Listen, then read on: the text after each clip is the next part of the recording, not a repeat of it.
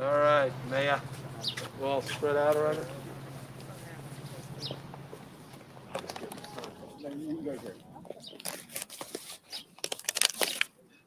Good morning. Thank you all for joining us this morning. Let me try that again. Good morning. All right. It is a beautiful, sunshiny morning here in San Jose, and we're honored to have many distinguished guests. Antes en español, buenos días a todos. Bienvenido a todos a nuestra celebración de la firma del gobernador de esta legislación histórica. Esta legislación SB7 por la autora, la senadora Toni Atkins, va a crear miles de viviendas asequibles aquí en San Jose y mucho más en toda California. Welcome all, and particularly our distinguished guests who made today possible. Welcome, Governor Gavin Newsom. Great to have you in San Jose. Our Senate Pro Tem Toni Atkins, the author of this great legislation. Assemblymember Ash Kalra and Senator Dave Cortese, so critically important as members of our delegation to push this through and over the goal line. Kent Walker, the Chief Legal Officer representing Google, is making no small investment here in our city, and we are tremendously grateful for that. Our Chair of the Caltrain Board, Dev Davis, also a colleague of mine on the San Jose City Council. We are here at San Jose's downtown train station, which represents both our past and our future. Today, this historic, quaint nexus for 5 transit systems enables folks to hop on or ride on Caltrain or the Capitol Corridor or ACE. Within months, we'll begin construction on BART to this very location, and then the expansion of this station. And yes, Governor, high-speed rail right here in San Jose. We're going to make it happen. Perhaps not tomorrow, but we're going to make it happen. But it was Chesterton who said that the only sure way of catching a train is missing the one that came before it. And in 2015, Major League Baseball refused to allow the Athletics to build a ballpark right over here, somewhere near the Dancing Pig sign, just to our south. And it was the following year that I quietly began discussions with Mark Golan over at Google about something far more transformative and far more impactful. It would be the largest private sector investment in our city's history, an urban village that would enable our community realize our collective aspirations for the creation of a vibrant downtown here in Silicon Valley's city center. And today, the details of this ambitious project have come into closer focus amid many of the challenges and crises that we face coming out of this pandemic, and of course that California has long grappled with. We have a project today that will confront our affordable housing crisis with the production of more than 4,000 high-density homes, at least 25% of which will be rent restricted and affordable, addressing our pandemic-related unemployment with the creation of 5,700 prevailing wage construction jobs, to build an urban village of more than 7 million square feet of commercial development, something that'd be more than twice the size of Apple's world headquarters, countering climate change by maximizing the highest possible densities here around the transit station, a project that Google would construct at LEED Gold standards with a net zero greenhouse gas emissions and the development of more than 15 acres of parks, open space, and trails. And of course, as this pandemic has exacerbated our stark economic divide, this project will produce more than $1 billion in public benefits, including an unprecedented $200 million fund that Google is voluntarily committing to address anti-displacement, job training, education, and homelessness efforts. Yes, this project confronts many great challenges, and this legislation, SB7, with it defeats many of the false narratives about California and our valley, the pessimistic pronouncements and downcast declarations of the Eeyore caucus about California not being able to get red tape out of the way to make big things happen, to build the affordable housing we need, about tech somehow or another being complicit in some dystopian future that does not recognize the critical needs of equity in our communities. And so we are proving the naysayers wrong, starting today with the governor's signature on SB 7. And I'm so grateful for his strong support for equity, for jobs, and for housing in our community. And I want to thank all the folks who made this possible, starting with the author of this bill, our Senate Pro Tem, Tony Atkins, has been an incredible champion for affordable housing. I'm not sure that there's ever been a greater champion in California's Senate for affordable housing than Tony Atkins. And I'm so grateful for her work on this effort, along with her team members, Skip Lipper and Nick Hardiman. Of course, I need to thank and will absolutely thank Governor Gavin Newsom, who has been tremendous, and most recently through his historic $12 billion commitment through his May Revise to homelessness. We are grateful for his longstanding leadership and, of course, for his patience with the many mayors like myself who routinely nag him about more homeless money. I really want to thank Speaker Anthony Rendon, who stepped up in a huge way to ensure that the bill would move quickly through the Assembly, and particularly Katie Callisto and his team. Of course, our local delegation, really grateful for Assemblymember Ash Kalra, Senator Dave Cortese, who came together with other members of our local delegation to really champion this measure. And our team at the City of San Jose, an awful lot of folks working together, but just on this legislation, Alex Felton, Scott Green, and many others, Bennett Chang, want to thank them. And of course, our Office of Economic Development for leading this work, Nancy Klein, Kim Wallish, Rosalind Huey. But of course, the person I'm about to introduce is critical in all of this, and that is the team from Google and Kent Walker. We have an amazing partnership with Google. They've got a great team of folks: Mark Golan, Alexa Arena, Javier Gonzalez, Ricardo Benavides, Rebecca Prozan, Rena Davis. I am so grateful that they are partners with us in creating this incredible future for our downtown, one that is equitable, one that is inclusive, and one that creates an extraordinary amount of affordable housing, and is going to be built with the hardworking women and men of our building trades. And I saw David Beanie just a minute ago, and Gene Cohen. Thank you very much for your work, your leadership on this effort. And of course, to Robbie Hunter, who really worked incredibly hard statewide to ensure this bill would have strong support from our hardworking women and men who are going to build this great project.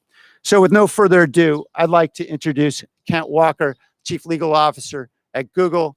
Google's investment is certainly historic, but what's even more historic is their awareness, their consciousness, their willingness to absorb the obligation to do more for our community rather than simply put up buildings and make profits.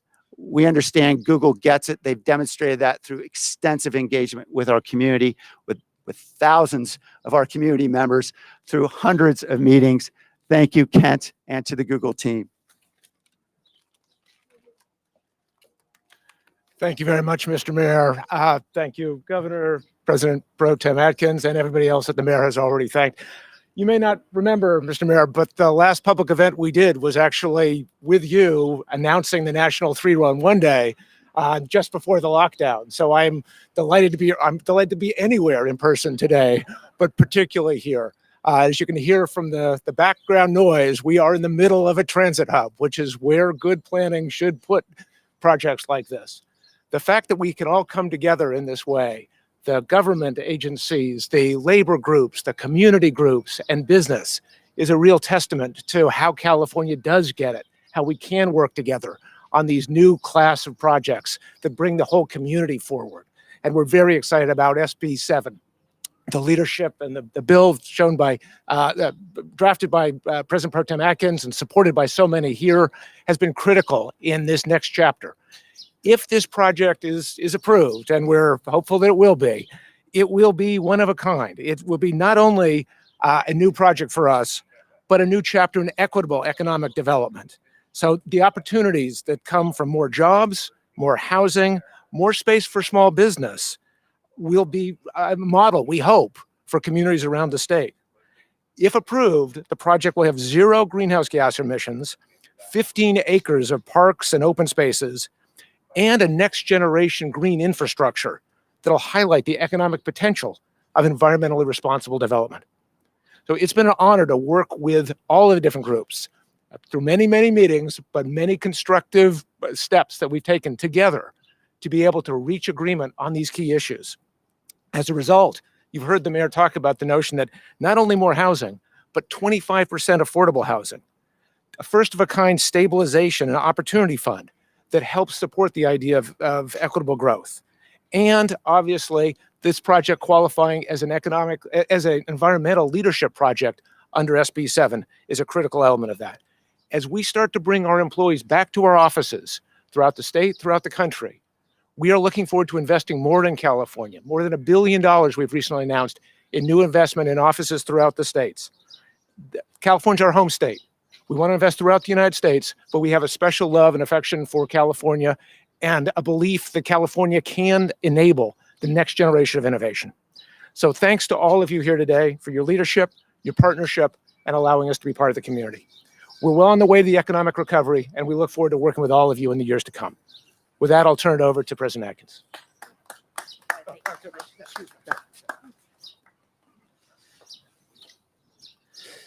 Thank you, Kent. I'm Assembly Member Ash Kalra. It's great to have everyone here in Assembly District 27.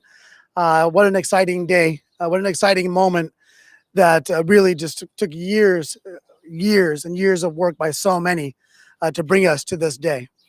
And when we think about the opportunity that we have before us, particularly in terms of the kinds of jobs and having David Beanie and Gene Cohen here, the Building Trades and Labor Council, to think about the thousands of not just quality jobs that are going to create quality products, but the quality of life that creates when you think about the families that's going to support. In addition to the ongoing jobs that are going to be created, not just by Google, but by the development of commercial property, retail. It's extraordinary to think about the opportunity that's being created here today by the signing of this legislation and subsequently approval, pending approval in the City Council. Now, I want to thank everyone that's made this day possible. And I want to start with the community. For 4 years, Working Partnerships USA has led a community-driven effort that Google, frankly, could have not engaged with, but Google did the opposite. And I'm really grateful that Google stepped in right away, working with Working Partnerships, working with the mayor and city council and saying, what are you going to bring to the table if we say yes to you coming into our community? And Google responded. They not only answered the community, but they've answered the community in a way that no other company has in the history of this country. If you think about the amount of community benefits coming into the neighborhood, and now this is going to be community benefits that is going to be overseen by community members on top of the funds for affordable housing, on top of the amount of affordable housing coming into this community. And so we see a public-private community partnership unlike any other that we've seen, certainly in this region, and I would say in this state. However, this has been a long journey to also get it through the legislative process. And I really want to thank someone there's no one more committed and no more persistent on creating housing opportunities, on pushing for affordable housing than our Senate President Pro Tem, Toni Atkins. And I just want to express my appreciation for her and her commitment to this. It wasn't easy. She could tell you that. It wasn't easy to get it through, but having someone like Senator Dave Cortese stepping in right at the right time, understanding this community better than anyone, was incredibly valuable to get it over to the Assembly side. On behalf of Speaker Rendon, I want to express gratitude from the Speaker in the partnership to get it over to the Assembly. And of course, I want to thank our Speaker for making sure we got it through in a timely fashion so we can be here today. And I want to thank our Mayor, Sam Liccardo, who every step of the way, whether it's internally here, working with the community, or making sure that we knew what was happening in Sacramento to make sure we were pushing things along. Mayor Liccardo also made sure that this was always a priority to ensure that we weren't going to let this opportunity slip by. And finally, I want to thank our governor. I can thank him for a lot of things today, frankly, after the year we've had. And as we head into this summer, I'm so excited about San Jose and about the reopening and the opportunities. That would not be possible without the governor and his team making sure we tackle this pandemic head on. And we see some of the greatest successes in terms of infection rates, vaccines we see in the whole nation because of Governor Gavin Newsom. But the reason why we're here today is because the governor sees a big, bold vision for our state. And it happens not in Sacramento. It happens in communities, one project at a time, one city council at a time. That's how we build a bold future for our state. And it's Governor Gavin Newsom that is leading us towards that future. And that's why I'm so grateful for him being here, for him seeing San Jose for its potential, and for putting his signature where his mouth is in terms of making sure we have the opportunity to create the San Jose that I know we all believe in. So thank you all so much.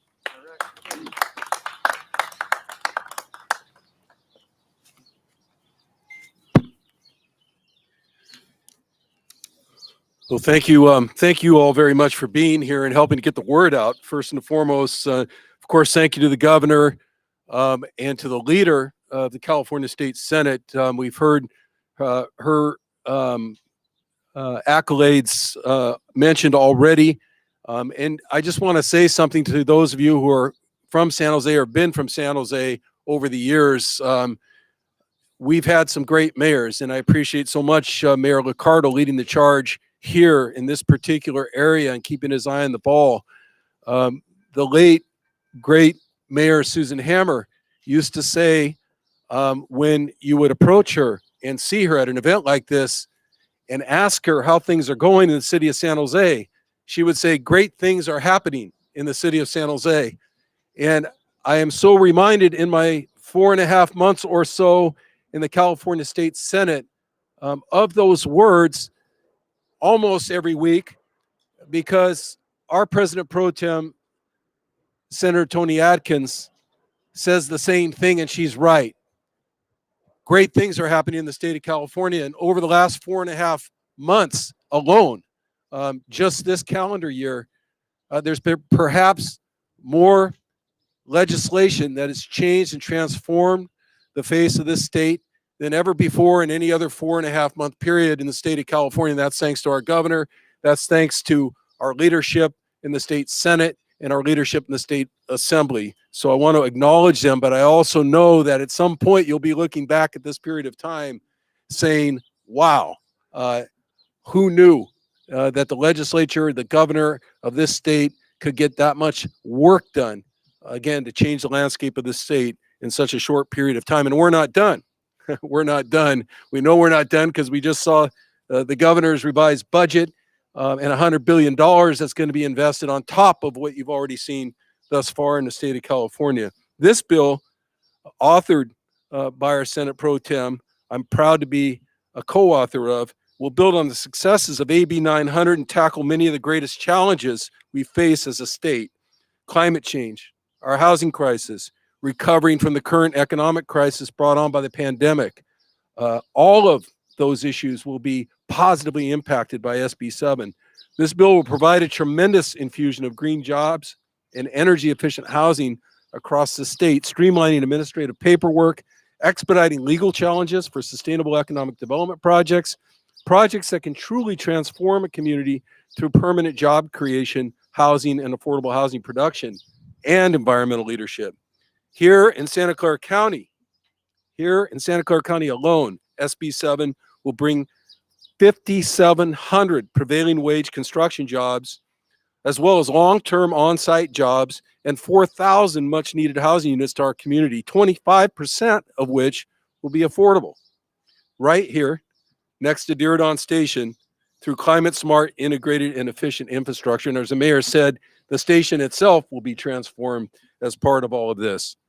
I want to pause for a moment and thank the mayor and the city council, particularly for working with our brothers and sisters in labor to make sure that the people that do this work get paid prevailing wages, living wages, and have the workforce protections that they need to survive in one of the highest cost of living areas in the state of California.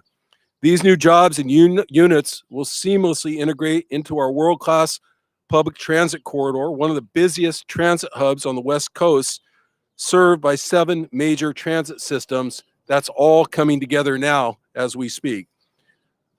Again, as a proud co-author of this bill, I want to thank you again, Governor Newsom, for signing the bill into law. Nothing happens without your signature. We all know that.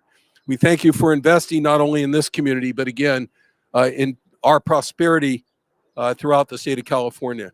Thank you so much. And now it gives me great honor and privilege for my first time at an event like this to introduce someone I have great respect for, who's doing just a tremendous job. Our Senate President Pro Tem, Toni Atkins. Please welcome her. Thank you. Well, good morning. It is so great to be back in San Jose. And Governor, thank you for making this possible today. My good friend, Mayor Sam Liccardo, thank you. And Senator Cortese, thank you. He got elected and quickly became part of our housing lead group, helped us to get this done and back over to the Assembly. I have to add my thanks to my legislative partner, Speaker Rendon, for getting it to us quickly. So a lot has been said, and I want to thank the speakers who talked a lot about what this bill does. But I recognize I stand between the governor and the bill signing, and that is what we're here to do. So I will just say very quickly, this is the outgrowth of California's effective AB 900 program that ended in January, leaving a big question mark for a lot of vital projects like this one. Thank you to Google and to those here locally that made this project a priority along with your mayor and the council. Today, with SB 7 becoming law, we answer that question mark with some big exclamation points. More jobs, more business, more affordable housing. I saw the potential in AB 900 10 years ago when I voted for it to help California recover from the Great Recession then. AB 900 projects are estimated to have created thousands of new high-wage construction jobs, permanent jobs, and 10,000 new housing units. I'm going to add my thanks to all of the staff in the Assembly, the Senate, the governor's office, Jason, for helping to get us here today. So what I would also add, this is important. This is really important for our economic recovery. And this is going to keep us moving. And it is a great day, and it is a good time, despite the challenges, despite the pandemic. So I'm going to wrap it up and turn it over to the governor. But today, I think what I'm thinking of today would have been my father's 93rd birthday today. And some people who know me know that he was a lead miner and a coal miner in Southwest Virginia. He was also a construction worker and a building trades worker. And as I look at our friends in labor, and thank you for helping to get this bill moving forward again this year to be part of our housing package. This is an economic development tool, but it's also part of a housing package that we have in the Senate that Senator Cortese has worked on. There are other bills in the Assembly that your Assembly member has been pushing and working on. This is an effort between the governor, the executive branch, the Assembly, the Senate, and the community and business to get it done. So all of us are here today. I am so honored to be thinking of my dad today as I look at our friends in labor who are here, and I look at that crane across the street and know what this means for this community and for the state of California. And with that, I'm going to turn it over to Governor Gavin Newsom with my incredible thanks for his tenacity and his making this a priority once that bill came out of the Assembly and we were able to get it done. He was ready to sign it. He was ready to sign it the day that it passed out of the legislature. And so we wanted to take a minute to celebrate this community, and I can't think of a better place and a better project in which to do it. So let me turn it over to our leader, Governor Gavin Newsom. Thank you, Madam Pro Tem. Well, it's I don't know that I have much to add to everything that has been said, but I want to just express, most importantly, my deep gratitude to every one of the speakers that you heard from, but most notably the Pro Tem for extraordinary leadership. It's not an exaggeration at all, and I appreciated the recognition by a number of members of the legislature and the mayor of the pro tem's leadership, not stewardship, her leadership on affordable housing here in the state of California. And this is just another demonstrable proof point of that and another example of that leadership. And one of the things that makes me most proud is the partnerships that she was able to form throughout this process. To be here, David, with you and your team, to have the strong support of Robbie Hunter and the building construction trades all up and down the state of California, have the environmental community backing up this effort, to see the remarkable support across the spectrum up in the Assembly and the Senate, the Speaker's leadership,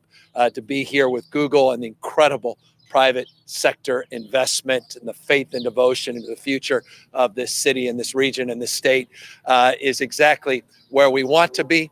And it's why we are here. In fact, the pro tem was not exaggerating at all. We were ready to sign this about 20 minutes after I got it. We were on a scheduled Zoom call. I said, I've got this ready to sign, but it doesn't feel right on a Friday to bury this. We need to come out and we need to celebrate this, because this bill deserves attention. Because this bill, and Kent, thank you for highlighting this. This bill is about the investment in the future of the state of California. This bill is about our comeback. This bill is about our renewal. This bill is about our grit, our tenacity. This bill represents the best of California. Our values are part and parcel of this package, this effort to reform, to sequence investment with a little bit more predictability, with a little bit more certainty, to recognize the value of private sector investment and the time value, Kent, of money and that investment, to recognize the world we're living in. In so many ways, the world we invented now is competing against us. Other states are making the case that we are making here today with this legislation. We need to step up our game. We need to recognize that we need to do more and do better to curry these kinds of investments. 25,000 plus permanent jobs just on this site, 5,700 jobs, as the senator said correctly, just in the construction of this site. 7.3 million square feet of commercial space, 500,000 of retail space, this 15 acres, Kent, thank you for highlighting that, of plaza and open space, the certification in terms of the LEED Gold standard, the emphasis now here, Sam Liccardo, your mayor, as he reminds me, they, not just San Francisco, you have the Grand Central Station on the West Coast as well, here at this remarkable transit center. And with BART and high-speed rail, yes, it will eventually connect valley to valley. We will get that done here in the state of California. It just reinforces this moment in our history. So I'm very grateful. I'm very proud as a Californian, obviously as governor, incredibly proud to be here to have the privilege of signing this legislation. I'm so thankful to the senator and the assembly member for their strong support and their strong advocacy, to city council. I look forward to that vote on Tuesday, the last hurdle. Always mindful as a former council member of sorts, the importance of those decisions. And again, no substitute for great mayors. And you got one here in San Jose, and he knows that because I brag on him privately and publicly all up and down the state of California. And so, Sam, it's really a great gift to be here with you as well. And so, with no further ado, let's sign this legislation to answer any questions. And again, thank you, Google, for making this historic investment. With that, let's all socially gather around, recognizing our updated guidelines that came out a few weeks ago. So I got a fancy pen. Is this the same? All right, it's just one. All right, let's do this. All right, we'll do the fake photo first. All right, now sign. There we go. Thank you guys. Done. Bravo, Governor. Thank you, Madam Pro Tem. Thank you. Both. Thank you. Very grateful. With that, we are all here to answer any questions that you may have. Thank you again to the Pro Tem for this privilege and for this opportunity to have her here joining us on this historic signing. With that, any questions? Hi, Governor Newsom, Chris Wynn from ABC 7 News in San Francisco. We know there's a need for affordable housing, but I would like to ask, do you have any concerns about these projects being constructed during a drought, given the amount of resources that are needed to build them? No, I think we can accommodate construction and investment in housing and affordable housing, particularly housing with an environmental consciousness like this, housing that's focused on density and infill, housing that's focused on incomes at all levels, including the set aside here for 1,000 of the 4,000 housing units to be set aside for affordable around transit corridors. If there's any kind of housing that should be built in the state of California, it's exactly the kind of housing that we're celebrating here today that's being promoted by this project. So this is, from my humble perspective, if you were going to list the top 10 investments in sustainable housing development in a state like California that is struggling with so many of Mother Nature's challenges, it is this project. So this is the example we hope others will model up and down the state. Governor, this is Carla Marinucci from Politico. You've talked about a carrot and the stick with regard to housing, your efforts to get more affordable housing here in California. This is obviously a carrot situation. What about the stick for communities, upscale communities like Piedmont, for instance, that have not moved anywhere on this? What's your plan on that? Well, we've been aggressive. I got in here 28 months ago. One of the first acts I did was suing one of the cities, state of California. Want to assure you're not particularly popular when a governor sues one of the cities that I'm responsible for supporting and governing, but I did it on the basis of the need for more investment in housing and focusing on what we refer to in vernacular as the housing element in the state of California. That said, we also have been there historically with incentives. As you say, it's not just sticks, it's also carrots to help with infill grants, to help with planning dollars, to help with zoning, including this year, to your question, a specific proposal to the legislature to create a new housing accountability unit, which will provide even more access, more measurement and transparency into the housing elements and to our RENA goals, as they're referred to in the vernacular of Sacramento, all up and down the state of California. So that's a proposal that's for consideration of the legislature, and it's one we feel very strongly is important. It's one that's overwhelmingly, by the way, supported by most local officials that want to see that support from the state,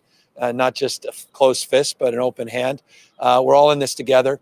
State vision for housing construction is realized at the local level. At the end of the day, we can't do it from Sacramento. It has to be done somewhere in the state of California. And this project, including the projects that will benefit from this legislation, of which there are many. If you go down to LA and Hollywood, there's a project that was waiting for this signature. A hospital down in Southern California is waiting for this signature. The opportunity now to lower the threshold, one of the things that's in SB 7 that's not gotten the attention I hope it deserves, that distinguishes it from the previous bill that sunsetted, that now is being extended for 5 years, is a lower threshold for lower investments, meaning no longer projects at 100 million, but now projects as low as 15 million, and expanding the scope of those projects that can get the benefits of these expedited procedures, more certainty. And that includes not just sports stadiums, but also commercial, retail, green energy projects, not just housing projects up and down the state. So this has far-reaching impact beyond just this particular project. And I think it's very meaningful in allowing us to fast track and move forward in the spirit of collaboration to develop more housing down the state. And Governor, if I could follow up on that question, Senator Cortez mentioned your budget and how that may help with future housing projects. The legislative analyst, as you know, challenged your $76 billion surplus figure, saying that's only half that big, and has suggested maybe the legislature should delay approval and not rush into wasteful spending, quote unquote. Your response to that? Yeah, we have $75.7 billion more than we had projected. I made it clear when we announced the surplus that we have set asides under Prop 2 and we have set asides under Prop 98. Announced actually the day of the surplus in a press conference in the East Bay that it was $38.1 billion. So I think we're completely aligned with the LAO in terms of the analysis, remarkably aligned the Department of Finance. As it relates to that surplus, it also does not include the $75.7 billion, doesn't include $27 billion from the federal government. That's why we often refer to this $100 billion comeback plan. I think the people of California care deeply about investments in education, care deeply about investments in paying down debt and providing more support for our rainy day funds. That's why we're all inclusive. As it relates to historic investments that we can make in housing and homelessness, and preschool, after school programs, summer programs, I think a lot of people are counting us to move with intentionality because we're not out of the woods yet. We're in a recovery mode.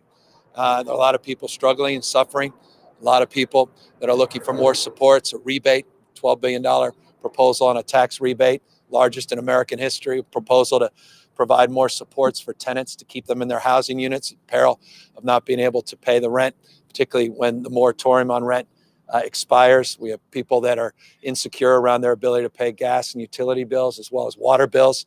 All of those are part and parcel of the budget proposals. And I know there's a lot of extraordinary ideas coming from the Senate, their leaders, as well as the Assembly and their leaders. And we look forward to working together and adjudicate those issues and nuances as we do every year in the spirit of collaboration and in the spirit, in closing, that Senator Cortese just advanced. And that is this remarkable spirit of collaboration that he rightfully recognized is almost historic in the work that has been done between the legislature and the executive branch the last 4.5 months. He's absolutely right to move forward with urgency a lot of critical programs and investments because the people of California deserve nothing less.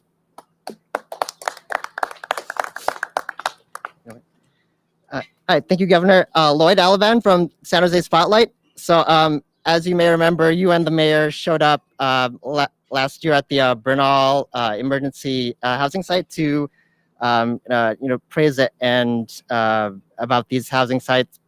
And as an investigation that we've done at San Jose Spotlight, found that at this site there's several wage theft allegations as well as several allegations of unsafe working conditions. And now that we're on the cusp of another large affordable housing project, how are you going to ensure that allegations like these don't crop up here at Google West?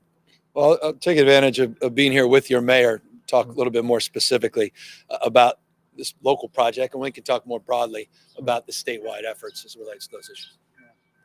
Yeah, thank you for the question. The city brought forward charges, civil charges against that contractor, and we expect to very strongly enforce the rules here in the city and in the state to ensure that every worker is paid a fair wage and what they're due. There's no question in my mind, based on what I've seen, that a contractor failed to pay workers what they were due. And we are going to do everything we can in the city of San Jose locally. And we're going to work with state enforcement as well to ensure that doesn't happen again.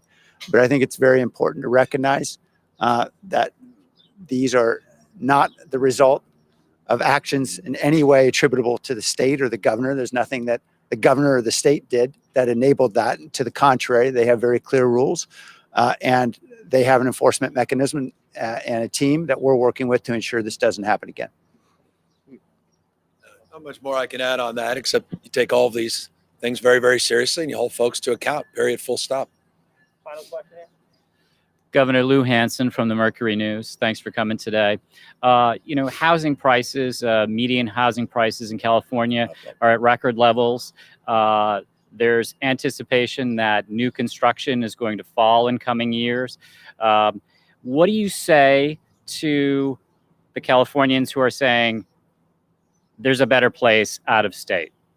And how do you keep this migration from happening? What kind of message can you tell them? Well, I mean, there's no better state in America, period, full stop. The state is special in every way, shape, or form. Not only we're the most diverse state in the world's most diverse democracy, but this is a state that practices pluralism. It's a universal state. It's a state of dreamers and doers. It's a state that dominates in more industries than any other state in America, more engineers, scientists, researchers, Nobel laureates in this state than any other state in America. The state has already enjoyed 99 IPOs year to date, 99 year to date. Eat your heart out, all those other states that seem to get more attention from your readers than others. We've had record-breaking venture capital last year in the state of California. Fact. #1 innovation state in America, according to the Bloomberg Innovation Index that just came out. Fortune magazine, Time magazine just did 2 articles, top 100 fastest growing companies and the top 100 most influential companies in the world. California dominating in that space. The venture capital coming out of the state of California, you look at the next 4 states combined, and by a multiple of 2, we have more venture capital emanating out of this state than any other state. We had record-breaking startups last year in the state of California, went up 21.7%. We're putting unprecedented investment back into the economy, rebates, tax rebates, investments into housing, unprecedented investments into housing. This announcement today is a demonstrable proof point of our commitment to housing at all income levels and partnering with companies, private companies all across the state of California to make investments in this state. So I'm not just long the state of California. I'm really proud of this state. And those that write our obituary, and they've done so about every 7 to 10 years, are proven wrong over and over and over again. And once again, they'll be proven wrong about their current assessment. California is not coming back. California is roaring back. With that, maybe the last question. Thank you all for the privilege of this opportunity to be here with you and to answer those questions. And thank you again. It is great to have the Pro Tem